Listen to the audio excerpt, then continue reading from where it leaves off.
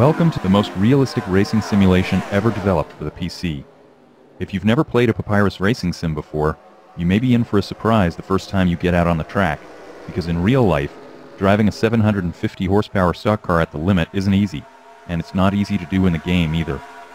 You can't expect to become a master at it overnight. First, you need a solid understanding of the basics, and that's where these driving lessons will help.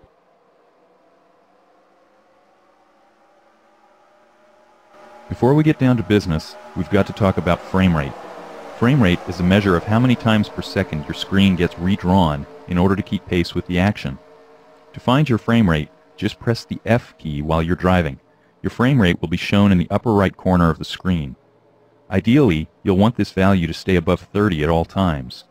When your frame rate dips below 20, the game will start to become choppy, and your controller movements will become delayed, making it much easier to lose control of the car. Nascar racing includes a variety of graphic and sound options that will reduce the load on your system and get your frame rate up where it belongs. Going from 32-bit to 16-bit color can give you a large boost in frame rate. Going to a lower resolution, reducing the mirror detail level, reducing the drawing distance, reducing the number of opponent cars displayed, and disabling graphic effects like smoke can also do wonders for your frame rate. Okay, now it's time for some driving tips. The first one is very simple. Don't go too fast. This is a common mistake made by almost everyone. You've got to remember that in this game, you can't just hop in the car, mash the gas pedal to the floor, and have it steer like a slot car. Here, you're sitting on top of a 750 horsepower rear-wheel drive beast that has been modeled to behave as realistically as possible. So remember, just like when you first started driving for real, take it easy out there and pay close attention to how the car reacts to your control inputs. You'll want to start out at a nice wide track with long turns that will force you to let up off the throttle. Try Michigan or California for starters. The second driving tip is not as obvious, but it's important to understand.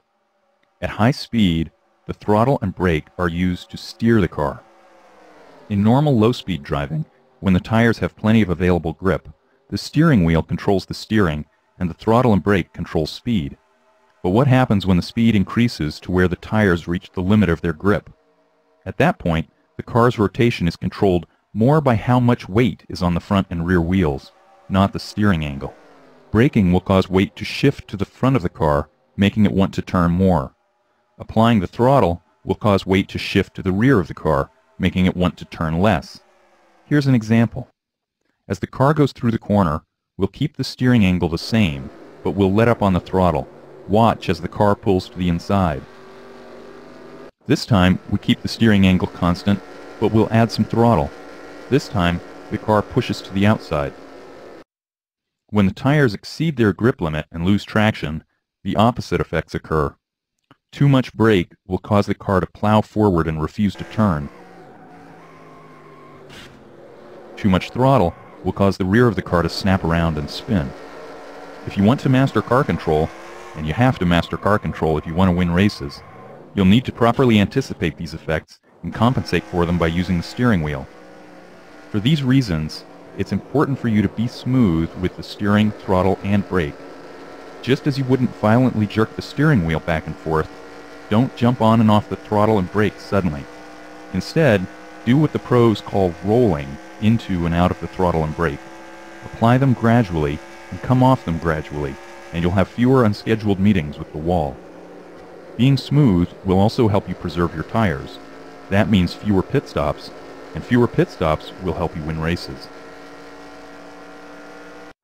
Here's another tip that will not only help you out on the racetrack, but out on the street as well.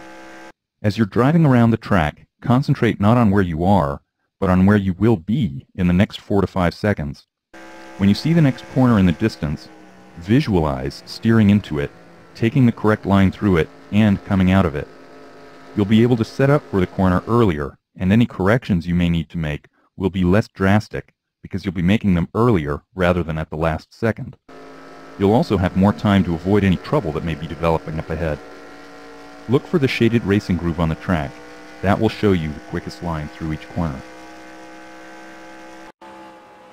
Visualization is definitely important, but don't rely solely on your eyes out there. Your ears are just as important when it comes to getting the most out of your car. Listen to your car as you go through the corners. Are the tires squealing like crazy? If so, you're going too fast. On the other hand, if they're not squealing at all, you're probably going too slowly. You want to shoot for a little bit of squealing, but remember that too much of it can quickly translate to a set of blistered, useless tires. The last fundamental tip we'll cover here is a simple one. Stay out of the garage. You really shouldn't be tinkering with the car's setup until you're able to turn smooth, consistent laps with the default setups that come with the game.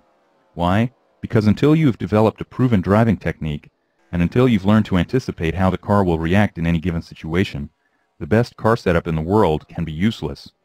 The only way you can gain this knowledge is through practice. When you get to the point where you can honestly determine that the car's setup and not your driving technique is what's holding you back from better lap times, that's when you should feel free to go ahead and start tinkering in the garage. Until then, stay out of there. As we wrap up this first lesson, here's something you want to keep in mind. When you get out there and start practicing, you're going to make mistakes. Everybody does. Mistakes are part of the learning process, because if you don't make them, how will you find out where the limits really are? The important thing is to learn from those mistakes and try not to repeat them. So when you mess up, don't worry about it, because unlike real life, the only thing that'll get bruised here is your ego.